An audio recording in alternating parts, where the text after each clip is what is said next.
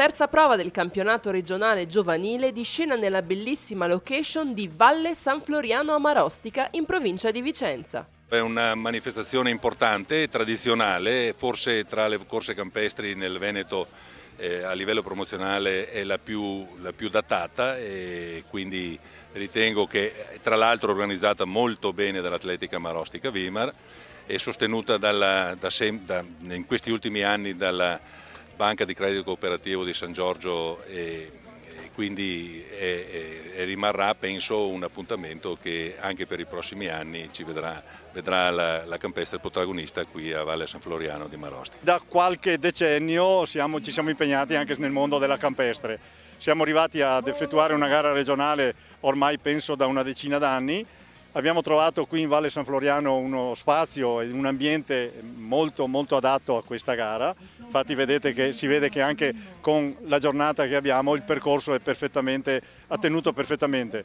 Siamo molto soddisfatti della partecipazione, si parla di 600-700 atleti gara, quindi una partecipazione oltre tutte le attese. Noi ci teniamo particolarmente a queste manifestazioni perché coinvolgono tantissimi ragazzi ed è anche un modo per stare insieme. Lo sport unisce, lo sport è un momento di gioia e noi come banca abbiamo sempre sponsorizzato queste cose e lo faremo ancora e per noi è un motivo di orgoglio farlo.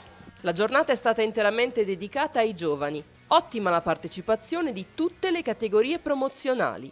Tra i ragazzi vittorie per Francesco Pinton della Libertas Milano ed Emma Girardello dell'Assindustria Rovigo. Tra i cadetti successi per l'Atletica Mogliano in campo femminile e Visabano in campo maschile. Ci tenevo ad andare bene a questa gara, è stata duretta perché era il primo 2000 dell'anno, le altre due erano i 1500, è stata una bella gara comunque, è un po' faticosa ma verso la fine è andata bene.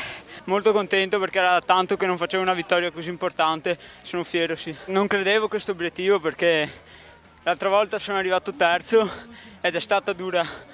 Questa volta ho cercato di staccarli, cosa che non faccio mai, e mi è riuscito per la prima volta. I ragazzi sono belli carichi e pensano già ai prossimi obiettivi in calendario. Tra gli altri l'importante appuntamento di Nove e Marostica del 19 e 20 marzo, di scena i giochi sportivi studenteschi e i campionati italiani per regioni. Adesso puntiamo a Vederago, che è l'ultima gara regionale, e poi i campionati italiani che sono il 20 marzo a Nove. Questa stagione la sto facendo molto bene. E io spero proprio di rappresentare il Veneto, cosa che è un mio sogno, diciamo. Nove si proporrà con il campo di gara che sarà l'area golenale del Brenta che va tra Nove e Cartigliano e che verrà chiusa la strada per l'occasione.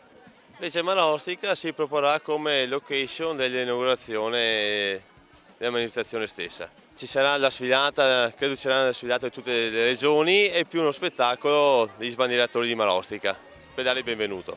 Spero che sia un'occasione anche per vedere, oltre ai nostri atleti giovani, è una rassegna nazionale, quindi i più bravi atleti a livello italiano, anche una partecipazione di pubblico locale, perché sicuramente sarà uno spettacolo oltre che un avvenimento agonistico.